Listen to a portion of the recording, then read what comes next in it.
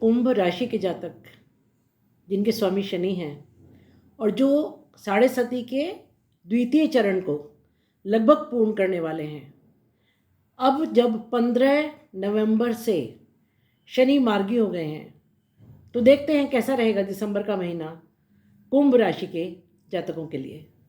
नमस्कार, स्वागत है आपका दीपा ज्योतिष में और स्वागत है मेरे चैनल 21st सेंचुरी मॉम में। यदि आप मेरे चैनल पर नए हैं तो इसको सब्सक्राइब कर दीजिए और वीडियो अगर पसंद आएगा तो लाइक और शेयर कर दीजिएगा और हाँ, बेल आइकन का बटन ज़रूर दबा दीजिएगा ताकि मेरे सारे वीडियोस आपको मिल सकें। तो शुरू करते हैं प्रथम भाव से। सबसे पहली बात तो ये है कि जब 139 डेज के लिए शनि वक्री हुए थे, 30 जून को वक्री हुए थे और 15 नवंबर को मार्गी हुए हैं, तो ये जो 139 डेज का पीरियड था, क्योंकि आपके फर्स्ट हाउस में शनि मार्गी हुए हैं, फर्स्ट हाउस में ही शनि है, शश नामक पंच महापुरुष योग बना रहे हैं जो कि अब मार्गी होने के बाद बहुत ज़्यादा प्रबल हो गया है। तो इन 139 डेज में शनि ने आपको बहुत कुछ सिखाया है। कोई भी ग्रह जब वक्री होता है तो कुछ सिखाने के लिए कुछ लेसन्स हैं जो देने होते हैं, जिसके लिए वो वक्री होता है। तो आराम से आप विचार कीजिए, एक पुनरावलोकन कीजिए इन 139 डेज का। आराम से ठंडे दिमाग से बैठ के सोचिए कि लगभग इन 139 दिन में कौन कौन से ऐसे घटनाएं घटी जिन्होंने आपको अपने जीवन में कुछ बदलने पर मजबूर किया। जैसे कि फर्स्ट हाउस हम खुद हैं, है ना। ग्रह जिस भाव में वक्री होता है उस भाव के लेसन सिखाता है। आपकी कुंडली में शनि 12वें घर के स्वामी है और प्रथम घर के स्वामी है, 2 घर के स्वामी है। 12वां घर खर्चे का और प्रथम घर हम खुद, हमारा ब्रेन, हमारा हार्ट, हमारी बॉडी, हमारा कंप्लीट पर्सनालिटी, हम जैसे भी जो भी हैं, हमारा ऑरा, टोटली हम खुद फर्स्ट हाउस हैं। तो सबसे पहली बात, आपने खर्चे जबरदस्त किए हैं पिछले कुछ समय में। आपका खर्चे का और इनकम का बैलेंस 100% बिगड़ा है।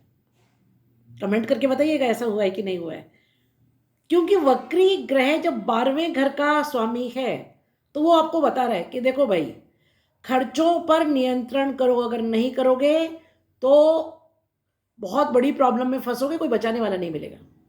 एक बात। दूसरी बात जो है वो ये है कि प्रथम हाउस हम खुद है। आपने पिछले दिनों अपनी हेल्थ पर ध्यान नहीं दिया, बताइएगा कमेंट्स में। मेंटल हेल्थ पर, इमोशनल हेल्थ पर, फिजिकल हेल्थ पर आपने अपने आप को बहुत ज़्यादा ओवर एग्जर्ट किया है, बहुत ओवर एग्जर्ट किया है। तो अब शनिदेव कह रहे हैं कि देखो भाई, कर्म का तो मैं खुद स्वामी हूं, मैं खुद कर्म में विश्वास रखता हूं, लेकिन कर्म करना और ओवर एग्जर्ट करना खुद को, इन दो में फर्क है। ये फर्क नहीं समझोगे तो बहुत बड़ी प्रॉब्लम में आओगे, शरीर खो दोगे। पैसे का खर्च बहुत ज़्यादा किया है, उसे नहीं संभालोगे तो समाज में इज्जत खो दोगे। आप कहेंगे नेगेटिव बिगनिंग कर रहे हो मैडम, एक तरफ कह रहे हो कि 15 नवंबर से बहुत अच्छा होने वाला है और दूसरी तरफ आप तो वीडियो की बिगनिंग ही नेगेटिव कर रहे हो। नहीं जी, ये नेगेटिव बिगनिंग नहीं है, ये आपके सोने के रथ पर सवार होने का रास्ता है। जो लेसन शनि ने आपको इन 139 डेज में सिखाए हैं, अगर आप उनको इम्प्लीमेंट नहीं करते हैं अब अपनी लाइफ में, तो डेफिनेटली आप सफ़र करने वाले हैं। ये समय जो आने वाला है ये golden period, golden period, golden period है। 3 बार कहा मैंने, उसका एक कारण है। शनि जब जाते हैं, ऐसा मैं नहीं कह रही हूँ, ऐसा वैदिक एस्ट्रोलॉजी कहती है कि शनि जब किसी घर से जाते हैं तो जाते समय जितना 2 साल में आपको घसीटा है, रगड़ा है, मारा है, कूटा है, उसके ज़बरदस्त फल देके जाते हैं। तो अब शनि 29 मार्च के बाद आपके दूसरे घर में आ जाएंगे। तो ये जो बाद के 4-5 महीने बचे हैं ना, अभी 29 मार्च तक, इसमें जो आपने ज़बरदस्त मेहनत 2 साल में की है उसके रिजल्ट्स मिलेंगे आपको। तो समय तो बहुत अच्छा है। कुछ चीज़ें हैं जैसे 3 ग्रह वक्री हैं, उनको उन पर भी आऊँगी, डिस्कस करूँगी, पर मैं उसको बहुत नेगेटिवली नहीं लेती क्योंकि मेरा हर चीज़ के बारे में बड़ा पॉजिटिव एटीट्यूड होता है। बात यह है कि समय अच्छा है या बुरा है, ये बहुत हद तक हमारे आउटलुक पर डिपेंड करता है। और कुंभ वाले तो हिम्मत हारते नहीं है, वो तो हमेशा कुछ भी हो, हम ठीक हैं, बढ़िया हैं, खुश हैं, सब बढ़िया चल रहा है। It's a very good attitude, you should keep it, nothing wrong about it. लेकिन लेकिन जब आपकी जेब में अठन्नी भी नहीं होती ना, तब भी आप सामने वाले को 2 रुपया देने का वायदा कर देते हैं, ये बहुत गलत चीज़ है। आपने लोगों को इतना दिया है, इतना दिया है, इतना दिया है, इतना दिया है कि अभी सच पूछे तो हालत बहुत खराब है अंदर से। आपने किसी को बताया हो कि नहीं बताया हो, मैं बता रही हूँ, कारण व्यय हद से ज्यादा कर दिया है। आपकी प्रॉब्लम ये कि आपने ना करना नहीं सीखा। ना करना सीखिए, ना करना सीखिए। दूसरी बात, दूसरों के लिए बहुत किया है।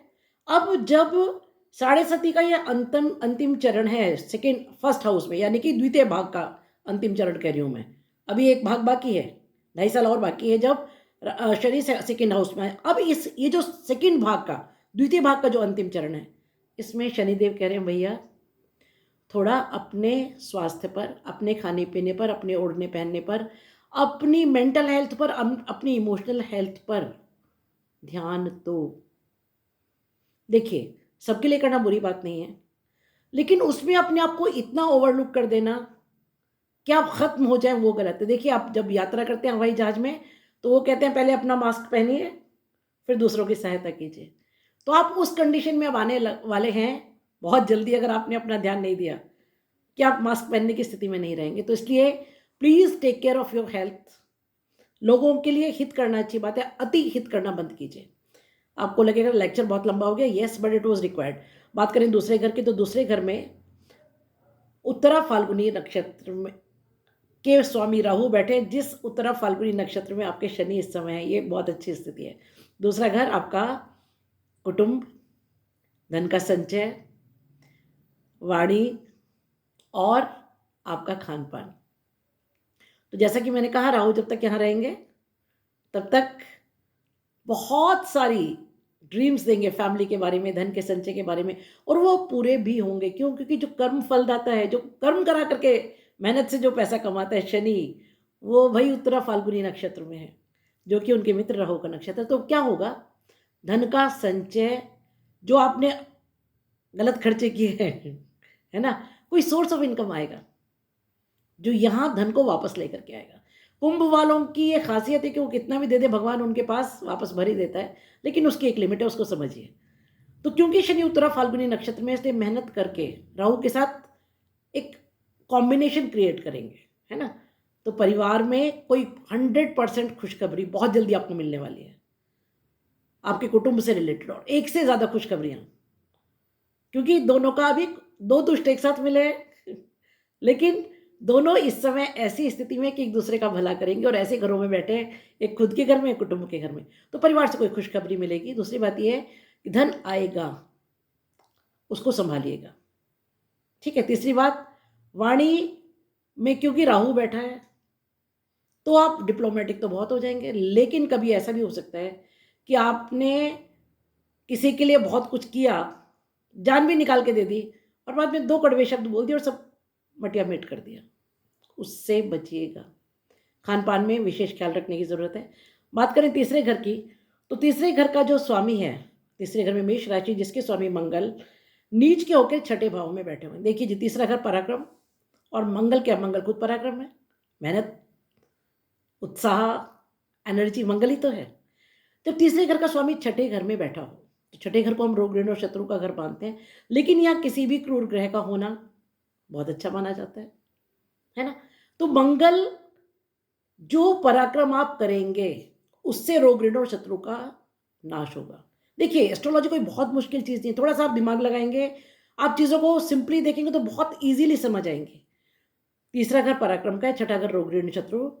पराक्रम से, रोग ऋण शत्रु से आप छुटकारा पाएंगे, और वो भी तब जब मंगल नीच का होकर बैठा हुआ है। यहाँ पर कर्क राशि में चंद्रमा में मंगल नीच का हो जाता है।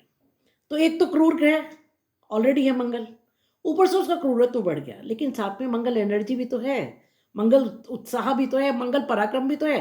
तो आपका पहली बात तो उत्साह will be all time high, communication बहुत अच्छा रहेगा। हालांकि शनि की 3rd दृष्टि है, लेकिन अब वक्री से मार्गी हुए हैं, तो तीसरे घर से रिलेटेड जो प्रॉब्लम्स आ रही थी, कम्युनिकेशन में प्रॉब्लम आ रही थी, छोटे बहन भाइयों में, छोटी यात्राओं में, पड़ोसियों में, सब का निवारण अब होगा, क्योंकि शनि की दृष्टि मार्गी हो गई है और यहाँ का जो स्वामी है वो शत्रु स्थान में बैठा हुआ है। छोटी यात्राओं से लाभ होगा, कम्युनिकेशन से बहुत कुछ अच्छा आप कर पाएंगे। अगर आप अपने पड़ोसियों से सहयोग चाहते हैं वो मिलेगा, छोटी यात्राओं से सहयोग मिलेगा, छोटी यात्राओं से काम बनेंगे, छोटे बहन भाइयों के साथ संबंध अच्छे होंगे। बात करें चतुर्थ घर की, तो यहाँ बहुत अच्छी स्थिति है, क्योंकि दूसरे घर के और 11वें घर के स्वामी होकर के बृहस्पति है, यानी लाभ और धन दोनों का स्वामी चतुर्थ भाव में बैठा है। इससे सुंदर स्थिति हो ही नहीं सकती। गोल्डन पीरियड है ये, गोल्डन पीरियड मैं लिख के देती हूँ। कारण जब और वो भी बृहस्पति जो खुद धन का कारक है, जो संपत्ति का कारक है, समृद्धि का कारक है, जीव का कारक है, सुख का कारक है, प्रेम का कारक है, वो सुखेश में बैठा है, सुख के भाव में। वो भी कब? जब लाभेश और धनेश का स्वामी हो रखा है और वो भी राशि परिवर्तन करके शुक्र के साथ। Very beautiful situation. बाद में हालांकि शुक्र धनु राशि से इसमें आपके मकर राशि में चले जाएंगे बाद में 2 दिसंबर से, तब तक वहाँ है। पर जो नवंबर का एंड है उसमें बहुत कुछ कर जाएंगे और दिसंबर की बिगनिंग में भी बहुत कुछ कर जाएंगे आपके लिए। तो जब बृहस्पति यहाँ बैठे हैं, माता के सुख में वृद्धि होगी, भूमि भवन वाहन खरीदेंगे आप, प्रॉपर इन्वेस्टमेंट करेंगे, परिवार में सुख होगा, परिवार से कोई गुड न्यूज़ मिलेगी। पब्लिक डीलिंग में अगर आप हैं तो बहुत अच्छा है। अगर आप कोई भी स्पोकन थ्रू लैंग्वेज कुछ करते हैं उसके लिए बहुत अच्छा है। और कुल मिलाकर के परिवार का उत्थान पूरे का होगा, कुटुंब का उत्थान होगा, ज्ञान में वृद्धि होगी, प्रेम प्रसंग आपके फलीभूत होंगे। अगर आप विवाह की तरफ उनको लेकर जाना चाहते हैं, definitely this is very good time, बहुत अच्छे से सब कुछ होगा, क्योंकि पंचम का कारक है बृहस्पति और जो पंचम का कारक बुध है वो भी इस समय सूर्य के साथ बहुत ही अच्छी स्थिति में है। तो चतुर्थ भाव जो सुखेश है वो बहुत स्ट्रांग है, वो भी सेकेंड, जैसे कि मैंने कहा, धनेश और लाभेश का स्वामी वहाँ बैठा हुआ है। बात करें आपके पंचम भाव की, तो मिथुन राशि जिसके स्वामी बुध बहुत ही बढ़िया कंडीशन में सूर्य के साथ बैठे हुए हैं। जिसकी राशि में बैठे हैं वहाँ वृश्चिक राशि में मंगल के साथ उनके सम रिलेशंस है, समता है, ना दोस्ती ना दुश्मनी। दूसरी बात है कि 1 से 11 तक बुध वक्री होंगे और अस्त होंगे, लेकिन 15 से फिर मार्गी हो जाएंगे। और सूर्य 15 दिसंबर तक आपके 10th हाउस में है, तो 15 दिसंबर तक बुध सूर्य के साथ होगी। बाद में सूर्य 15 दिसंबर से आपके 11वें भाव में चले जाएंगे। तो शुरू के जो 15 दिन हैं वो बहुत अच्छे हैं। कर्म स्थान से लाभ होगा, पंचम का जितना भी लाभ है, पंचम से यानी संतान के सुख में वृद्धि होगी, संतान से कोई शुभ समाचार मिलेगा। जो स्त्रियां संतान सुख की ओर अग्रसर है उनके लिए बहुत अच्छा समय है। लंबी यात्राओं के लिए अच्छा समय है, विदेश जाने के लिए, विदेश के कोई काम अटके हुए हैं उसके लिए बहुत अच्छा समय है। उसके अलावा अगर आप एजुकेशन की फील्ड में कुछ आगे करना चाहते हैं उसके लिए अच्छा समय है, स्पेक्यूलेशन के लिए अच्छा समय है। कुल मिला के ये समय बहुत बढ़िया है। बात करें छठे भाव की, तो मैं आपको जैसे बता रही थी कि तीसरे घर का स्वामी और 10वें घर का स्वामी होकर के मंगल यहाँ नीच का बैठा है। तीसरा घर पराक्रम, तीसरे घर में किसी क्रूर ग्रह का होना अच्छा मानते हैं। कठोर, पराक्रम के लिए कठोर मेहनती बंदा चाहिए ना, जो थोड़ा जो सॉफ्ट ग्रह होगा वो तो बेचारा क्या होगा, उससे नहीं होगा पराक्रम। इसको मैंने बोला ना, एस्ट्रोलॉजी बहुत सिंपल चीज़ है। और 10वें घर में मंगल को दिग्बल प्राप्त होता है, तो यहाँ दिग्बली होकर के और वहाँ का तीसरे घर का स्वामी होकर के छठे घर में बैठा है। इसका मतलब ये है कि रोगऋण शत्रु का नाश तो होगा ही, साथ में आपके कर्म स्थान पर कोई बहुत बड़ा चेंज आपका इंतजार कर रहा है। वैसे भी वहाँ सूर्य है, सूर्य भी दिग्बली होते हैं, मंगल भी दिग्बली होते हैं और सूर्य कारक हैं इस घर के। सूर्य इस घर में बहुत अच्छा, 10वें और 11वें घर में सूर्य जबरदस्त अच्छा फल देते हैं। तो जब सूर्य 10वें घर में होंगे तब भी बहुत अच्छा फल देंगे और जब 11वें में होंगे तब भी बहुत अच्छा फल देंगे। तो कर्म स्थान पर बहुत बड़ा लाभ, प्रमोशन हो सकता है, आप जहाँ ट्रांसफ़र चाहते हैं वो हो सकता है, सरकार से लाभ होगा, कोई काम सरकार से अटके पड़े उनमें लाभ होगा, पिता से लाभ होगा, पिता को लाभ होगा। 10th हाउस इस समय बहुत रिच है आपका और बहुत अच्छी स्थिति में। बात करें छठे भाव की, तो छठे भाव का जो स्वामी है सूर्य, सॉरी सप्तम भाव, सप्तम भाव में सिंह राशि जिसका उसका स्वामी सूर्य है।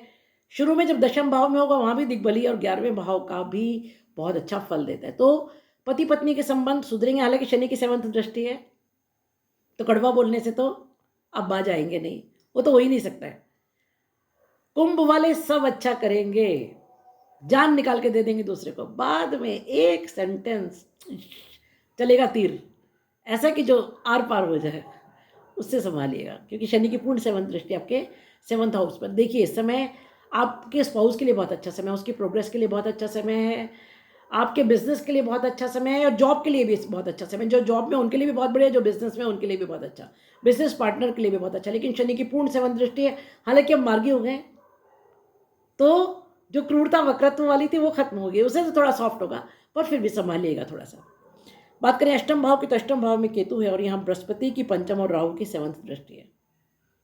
केतु साधु, केतु अलगाव, केतु विरक्ति, केतु वैराग्य, केतु माइक्रो चीज़ों को दिखाते हैं। जैसे राहु ह्यूज चीज़ों को दिखाते हैं, बड़ी बड़ी मशीनरी, बड़े बड़े स्पेस क्राफ्ट, बड़ी बड़ी चीज़ें, वो राहु।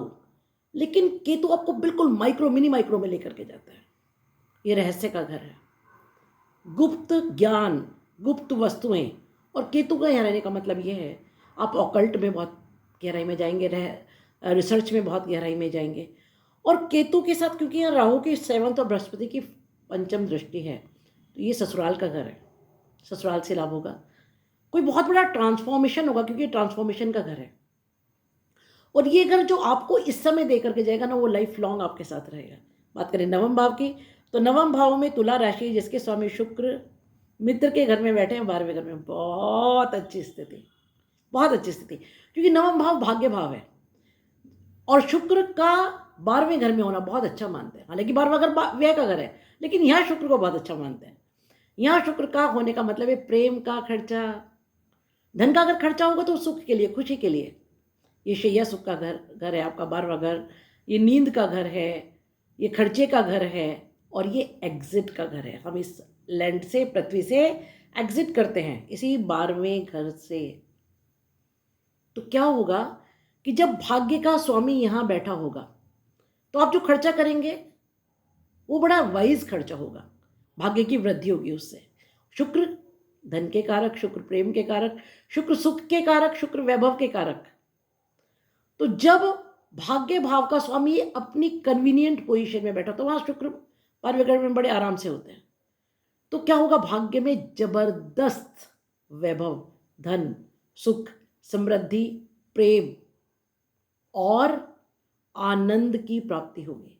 बात करें दशम भाव की, तो दशम भाव में सूर्य और बुध है, बहुत बढ़िया स्थिति में। ऑलरेडी 10वें घर को डिस्कस कर चुकी हूँ, कर्म स्थान को। यहाँ पर शनि की दशम दृष्टि और बृहस्पति की 7th दृष्टि, एस्पेक्ट्स को मैंने डिस्कस नहीं किया था। ये जो दोनों दृष्टियां हैं, कर्म में आपको फुल दौड़ाएंगे शनि, जबरदस्त।